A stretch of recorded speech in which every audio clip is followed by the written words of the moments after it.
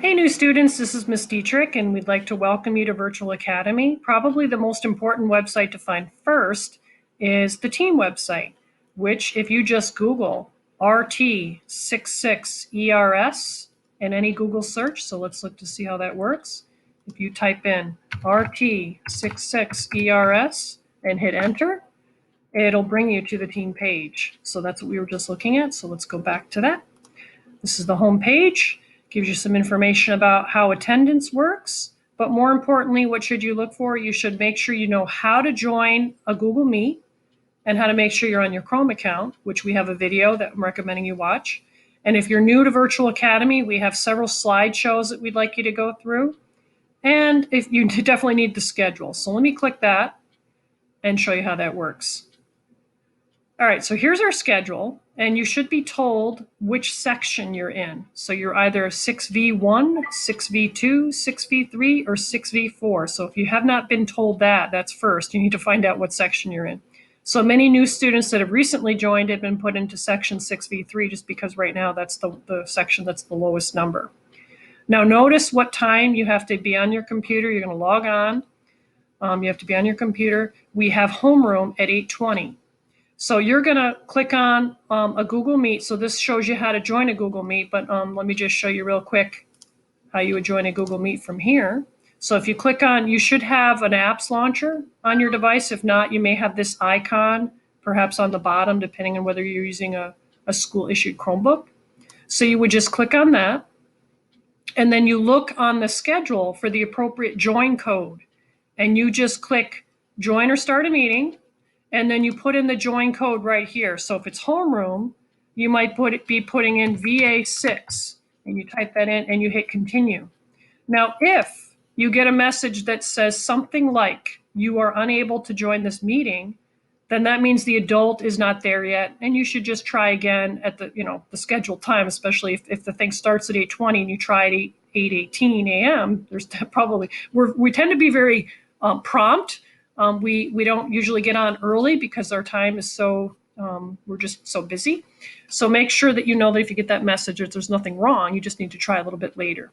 All right, so if we go back to the schedule for a moment, you want to pay attention to your columns. So let's say you're 6V3, right? So you join homeroom at 8:20, and we usually go on for, usually it dips into a little bit later than 8:30. Usually we're not really wrapping up until, it's been closer to 8:40 at times. So you always want to check there first. That's the first meet you go to. All right, now after that, depending on what section you're in, so let's say you are in section 6V3, then you're still following this column that I have here in green. And we have something called CAI, which stands for Computer Aided Instruction. And we use a program called iReady.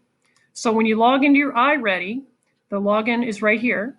When you log into that, you're putting in for your username, you're abbreviating, we're South Colonie School District. So you're allowed to abbreviate that as South, you use S, C for Colonie, S for school, D for district, and then you have to use a hyphen, and then your number, which is the prefix to your email.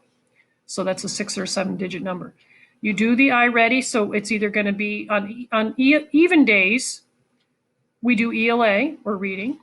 On odd days, which are days 1, 3, and 5, then you're doing the math, and you always look for the teacher-assigned lessons first, and then if there are no teacher-assigned lessons, then you go ahead and you do something called Follow My Path. All right, so if you finish that, then afterwards, then you look at your independent assignments and what should you be looking at. So you would be looking at, and I'll just open up my tab, you should have an icon that looks like this on your computer. And if you don't, then you may have to open up the apps launcher. Or if you just type in the words Google Classroom right here in this box, you shouldn't need to, but if you don't have the icon for some reason, if you type Google Classroom there, then that will bring you to the same spot. But typically we like to open it from the apps launcher, and your tiles will look a little bit different than mine because these are all the classes that I teach, but you're going to have all the classes that you're enrolled in. And the one you want to find first is the homeroom, because under classwork, what we typically do is we ask that right away, the first thing you do, this will be a habit for you, is you're just going to go in and complete the check-in. So there's a survey attached. So you'll fill out the form, you'll answer the questions. It'll tell you what day it is, by the way.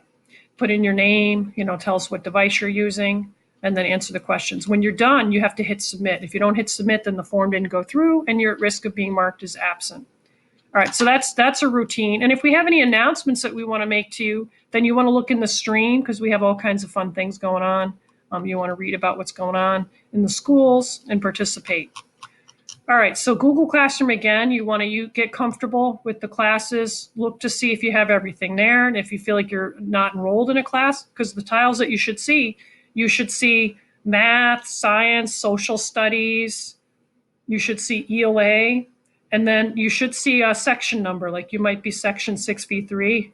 Eventually you'll see that, I may not see that right away. And then you should also see things like art and phys ed, and some other classes. So you want to be poking around in there and seeing what you need to do. So they do give you a calendar. That's a really good thing to utilize to help you organize what you should do first, because we typically do, the due dates will be listed there for things. You want to pay attention to that and click on the assignments that are due first. All right, if you are a new student, just be advised that you'll see stuff from before you were a student with us, and you want to just make sure you check in with us, because it's very rare that we would expect you to do things from before being in attendance with us as your teachers. So just ask for a little bit of clarity on that. But let's say your official start date is January 21st, and you see that there was something that was due on the 21st, then you wouldn't be expected to complete that because you probably missed the instruction on that. All right, some other things that I want to just remind you about.